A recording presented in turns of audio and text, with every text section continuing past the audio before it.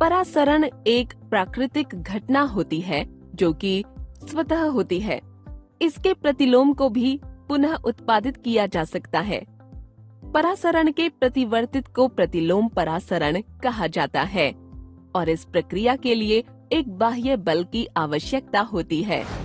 हम सभी water purifier का इस्तेमाल करते हैं जो प्रतिलोम परासरण RO की तकनीक पर आधारित है।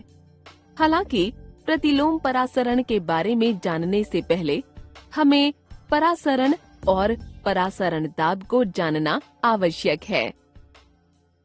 इसके लिए आइए एक साधारण सेटअप के साथ शुरू करें, जिसमें एक आयताकार पात्र होता है जिसमें एक अर्धपारगम्य झिल्ली लगी है।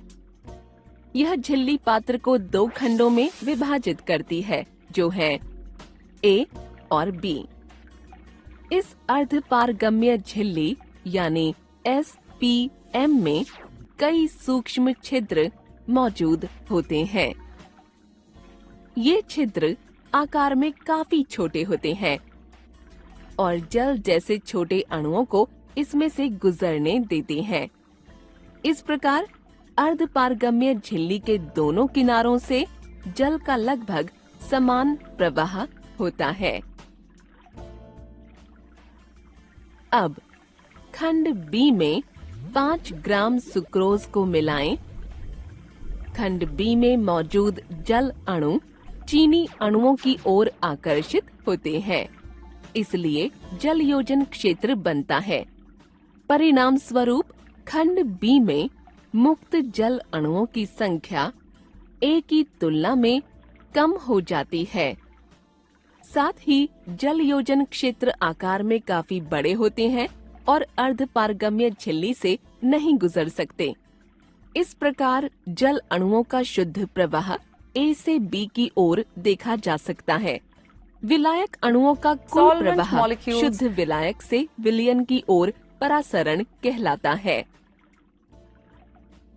परासरण की प्रक्रिया के कारण खंड B में जो विलयन का स्तर है वह बढ़ता रहता है, जबकि खंड A में स्तर नीचे गिरता है, जिससे दोनों खंडों में द्रव के स्तर में अंतर उत्पन्न हो जाता है। द्रव के स्तर में ये जो अंतर आता है डेल्टा H एक दाब आरोपित करता है जो कि बराबर है डेल्टा H रो G के। स्पष्ट है इस दाब के परिमाण के कारण डेल्टा H में भी वृद्धि होती रहती है। इस लगने वाले दाब की दिशा विपरीत होती है जल के अणुओं की गति की दिशा के, इसलिए यह जल अणुओं के प्रवाह का विरोध करता है। परिणाम स्वरूप विलायक की तरफ से जल अणुओं का प्रवाह धीरे धीरे कम हो जाता है। फलस्वरूप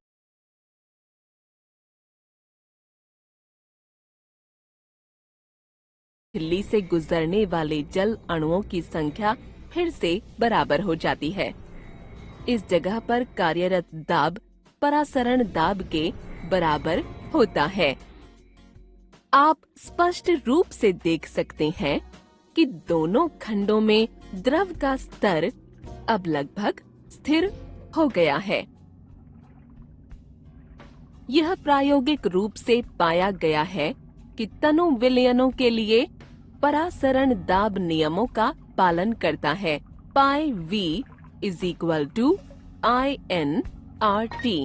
यहाँ N इज इक्वल टू विलय के मोलों की संख्या जो कि इस स्थान पर चीनी है। V इज इक्वल टू विलयन का आयतन।